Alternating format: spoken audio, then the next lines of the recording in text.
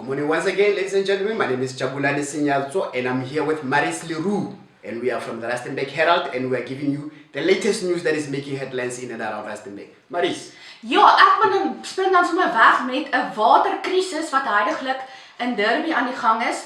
Die mense in die gemeenskap sit al vir 6 weke sonder water in hulle krane. Dit is nie 'n ongemak nie, dit is 'n krisis. Dit is iets wat hulle menswaardigheid aantas. Ons moet 'n klompie inwoners gesels, maar ons het ook kommentaar ontvang van die Getlengrivier plaaslike munisipaliteit.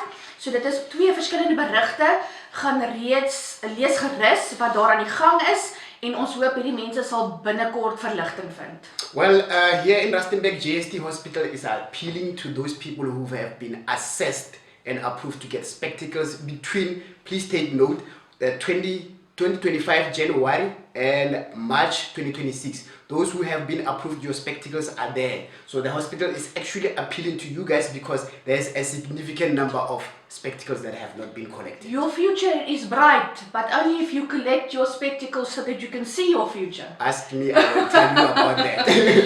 Dan, die tyd raak min, baie min. Vanmiddag 4 uur, dit is nou donderdag, die 30ste Julie, sluit hierdie volgende ronde van ons kunskompetisie.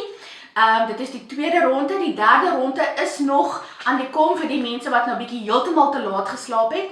Maar as jy dalk nog so 'n laaste kansie wil hê om vir R1000 kontant in aanmerking te kom, kan jy jou kunswerk hier by ons inhandig by Koetserstraat of by Pick n Pay Greystown of Pick n Pay Beyersnoordee.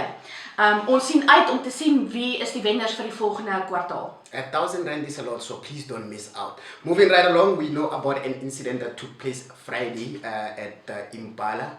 And as a result, AMCU was very angered by the incidents that are taking place there at Impala. And as a result, Impala implemented a proactive safety reset from the 24th until the 28th of July. That is in response to this increased number of safety concerns at their operations. The whole story is on page 7 of this week.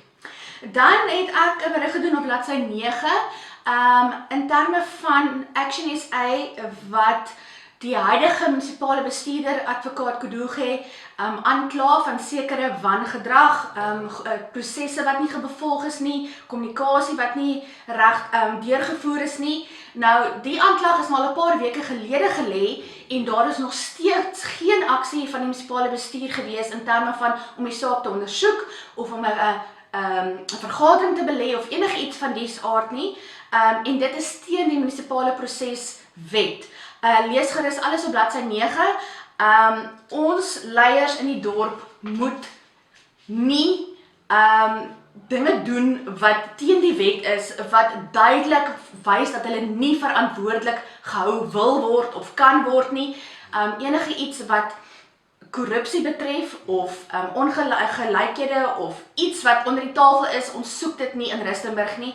Ons vra die burgemeester om asseblief so spoedig as moontlik haar nodige werk te doen soos wat dit uitgestel word. Yeah. And then we are moving to a sad story that took place in Ikemelen section in Grunda. Now, mysteriously, a ward councillor in that section was robbed of his firearm and he was fatally shot multiple times. We've got the exclusive story about that. Please have a look at the newspaper and ignore all the other stories that are making the rounds all over social media. We've got the real story here in the newspaper. And on that note, I'm just going to leave it there. Ja, onthou om gerus jou gratis publikasie van Rustenburg Herald te kry by jou naaste verspreidingspunt. Die koerant is propvol gemeenskapsnuus, sportnuus, skoolnuus en dan sien ons julle weer volgende week.